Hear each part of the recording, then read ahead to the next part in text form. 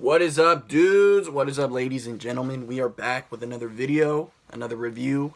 Today is World Book Day. World Book Day. So, I had to make a video for World Book Day. So, we're going to review a book that I read recently for the first time. It's a book I'm sure none of you have heard of. It's called Harry Potter and the Sorcerer's Stone. Alright, yeah, I actually have never read this until recently. When I was growing up, my parents wouldn't let me read Harry Potter or watch the movies because of demonic spirits. So yeah, my parents were one of those kind of parents. So yeah, but I love them though. But yeah, so I'm reading it now, and they know, and they're like, they don't care anymore. They were caught up in the craze of it back in the day. So this book, it's it was nice to read it because it's basically legendary. Everybody knows about Harry Potter, and J.K. Rowling is a legend. She's like the richest author of all time, like billionaire, which is really cool. And these books will live on forever. Forever. So I like the book. It's nothing crazy. It's nothing like really deep. It's just a fun time.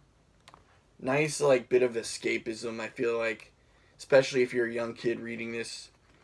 Harry Potter, he's an orphan that's raised by his uncle and his aunt, and they hate him, basically. Like, they treat him like shit all the time.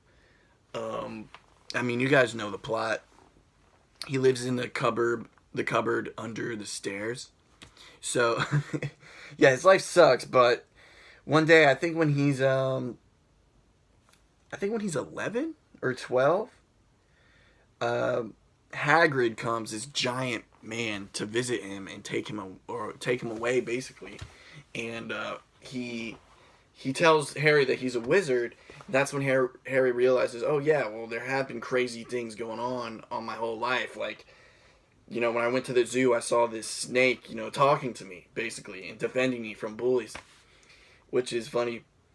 And so, yeah, Harry's a wizard, and then he is chosen to go to Hogwarts, the school for wizards, this upcoming fall. So he finally goes. That's when he meets his friends, Ron and Hermione, and they become friends. And they have a little adventure, So I don't know everything about the plot line in Harry Potter, the whole 7 books, the whole 7 films. But I did read this one, and I heard this is like the most childish of them all. And it is really quite childish at times. J.K. Rowling, she likes to, when people are yelling, put it's all in caps. So it happens all the time in the book. Someone will yell and it'll just be in caps. And that kind of annoyed me after a while. It's like, you don't need to put everything in caps. Like, I get it. They're yelling. But that was really like the only really childish, annoying thing about it. It's just a fun story. Fun little fantasy story. Where you get to see cool magic. And she does a great job of showing us the world that she's created, right? And there's like, she puts so much detail in the shop that Harry buys his wand.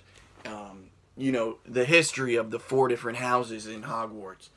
And yeah, it's just real cool and really great world building in here. So I got some quotes for you guys. This is an example of Harry's uncle being a real dick to him. "Where's my letter?" said Harry the moment Uncle Vernon had squeezed through the door. "Who's writing to me?"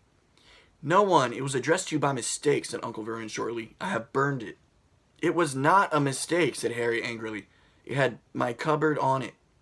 "Silence!" yelled Uncle Vernon, in caps. And a couple of spiders fell from the ceiling. He took a few deep breaths and then forced his face into a smile, which looked quite painful. So yeah, that's Uncle Vernon. Seeing the letters that he's gotten.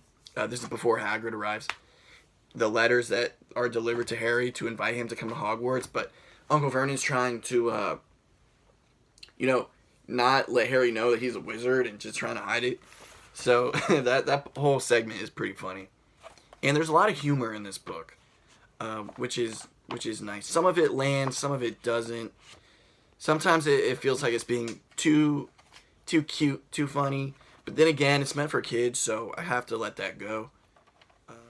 Hey guys, so here is an example of when Hermione starts to become closer friends with Ron and Harry, because at first they found her to be kind of annoying, like a goody two-shoes teacher's pet. So here it is. Hermione hung her head. Harry was speechless. Hermione was the last person to do anything against the rules, and here she was, pretending she had, to get them out of trouble. It was as if Snape had started handing out sweets. And if you know Snape, he's not a guy to hand out sweets. So yeah, guys, I'm only going to do 2 quotes from this book. I mean, I'm sure all you guys have read it. It's a nice little book, you know. I'll probably read the next one.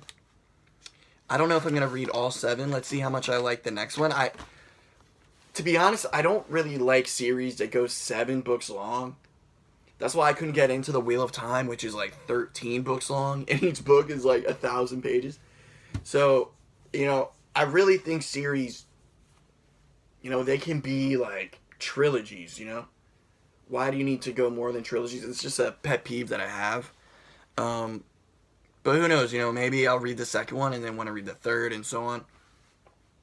But yeah, guys, I'm hoping that in the next one, Chamber of Secrets, it gets a little more mature, but I know that might be too early in the 7 books. So we'll see. But overall, you know, it's a nice little read. Just wanted to review this for the World Book Day. Have a good book day, guys. Make sure to keep reading. Hopefully things start getting better soon with this whole coronavirus joint. But yeah, I'll smell y'all later. If you like the video, hit that like, comment. What should I review next? You know, hit that subscribe, y'all. So I'll catch you on the next one. Peace.